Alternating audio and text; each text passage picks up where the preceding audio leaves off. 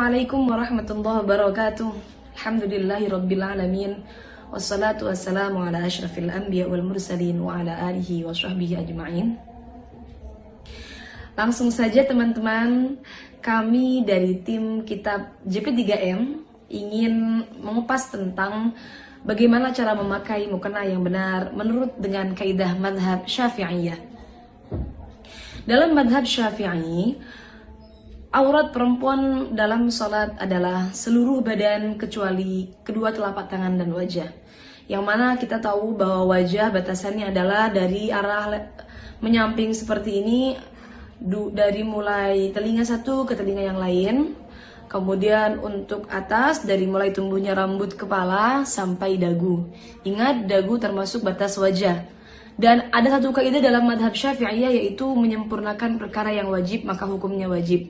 Sehingga cara memakai mukena yang benar seperti yang kalian lihat saat ini, yaitu adalah dengan menutup rambut-rambut kepala, rambut-rambut bayi yang ada di ujung-ujung sini itu.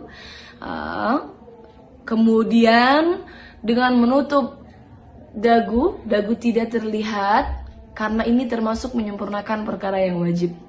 Dan juga pastikan rambut tidak ada yang keluar. Bagaimana kalau rambutnya banyak kecil-kecil di muka? Maka tentunya itu adalah rambut muka, bukan rambut kepala. Yang wajib ditutup adalah rambut kepala. Selesai pembahasan tentang wajah, mana yang boleh kita buka, kemudian kita akan masuk ke pembahasan tangan. Dan untuk tangan, seperti yang kita tahu, yang dimaksud dari kedua telapak tangan yang tidak termasuk dalam aurat perempuan dalam sholat adalah pergelangan tangan. Jadi sampai batas ini, batas pergelangan tangan. Yang tidak termasuk aurat adalah baik batin tangan ataupun punggung tangan. Ini semua tidak termasuk aurat. Tapi yang perlu panjenengan ingat, karena batasnya adalah di sini, pergelangan tangan, maka menutup sedikit bagian daripada pergelangan tangan hukumnya adalah wajib. Karena sesuai dengan kaidah yang tadi sudah kita bahas, yaitu adalah menyempurnakan perkara yang wajib, hukumnya adalah wajib. Sehingga teman-teman untuk menutup harus seperti ini. Nah, mohon maaf ini mukena saya agak seret. Nah, seperti ini. Menutup sedikit daripada pergelangan tangan. Ingat, punggung tangan dan juga telapak tangan ini bukan termasuk bagian dari aurat. Sehingga tidak masalah bila mana punggung tangan terbuka seperti ini. Ini bukan termasuk bagian daripada aurat dalam sholat wanita. Kemudian yang perlu kita bahas selanjutnya adalah benda yang digunakan untuk menutupi aurat atau baju yang digunakan untuk menutupi aurat. Yang digunakan untuk menutupi aurat adalah sesuatu yang bisa menutup warna kulit dalam majelis berbincang-bincang, dalam majelis takhotub. Maka bagaimana batasannya? Apakah nerawang atau tidak? Itu batasannya adalah bila dilihat dalam majelis berbincang-bincang, seperti mungkin dengan jarak saya berbincang dengan teman saya, seberapa urfnya, seberapa biasanya, kok terlihat warna kulitnya, maka berarti belum mencukupi. Tapi kalau tidak terlihat warna kulitnya, maka sudah bisa dikatakan mencukupi. Seperti halnya mungkin mukena yang ada bordirnya, kemudian bordirnya ini agak sedikit menimbulkan bulat-bulat atau bolong-bolong kecil, maka bila mana tidak sampai memperlihatkan warna kulit dalam jarak majelis berbincang-bincang, ini tentunya tidak masalah atau tidak mengganggu keabsahan sholatnya. Dalam artian mukenanya tetap bisa dipakai untuk menutupi aurat dalam sholat. Kemudian yang perlu kita bahas lagi dalam hal menutup aurat dalam sholat adalah hal-hal yang sering terlewatkan.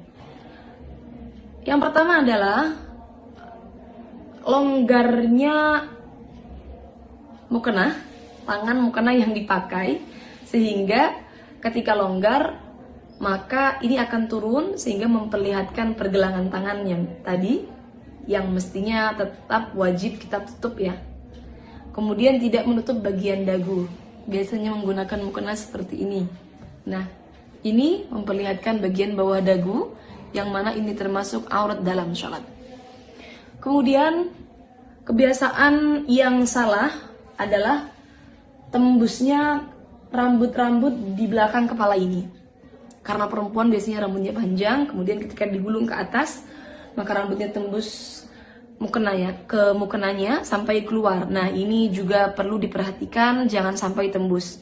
Teman-teman bisa mengatasi dengan mungkin menggunakan tutup atau ini ikat yang sampai menutup bagian belakang, atau dengan menggunakan tutup lagi di luar mukenanya. Jadi pastikan jangan sampai terlihat dari belakang. Kemudian selanjutnya yang sering terlewatkan adalah perlu diingat bahwa batin telapak kaki itu tetap termasuk aurat perempuan dalam sholat. Sehingga ketika sholat maka pastikan ketika dalam keadaan sujud batinnya tertutupi. Ketika dalam keadaan ruku maka bagian kakinya sudah tertutupi. Jangan sampai cingkrang mukenanya. Dari seluruh keterangan yang sudah saya sampaikan tadi, yang mana diambil dari beberapa kitab bermadhab Syafi'i, maka bisa disimpulkan bahwa mukena yang paling aman untuk perempuan dalam madhab Syafi'i adalah mukena terusan. Memakai mukena terusan seperti yang saya pakai seperti ini. Kenapa? Karena ini akan menutupi aurat perempuan dari arah-arah yang wajib ditutup, yaitu dari arah atas, samping, dan juga menutup bagian bawah telapak kaki. Karena telapak kaki termasuk dalam aurat wanita. Untuk teman-teman yang menggunakan mukena potongan, maka pastikan bagian leher tidak terlihat dari arah samping.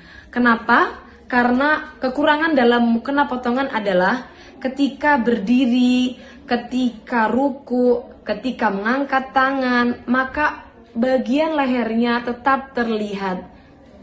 Ini dari arah samping, bagian lehernya tetap terlihat. Walaupun toh sudah seperti ini. Kenapa? Karena pasti ada bagian-bagian longgar yang memperlihatkan bagian aurat lehernya. Kecuali bagian lehernya sudah tertutup sempurna, mungkin dengan menggunakan dalaman jilbab yang dimasukkan ke dalam pakaian.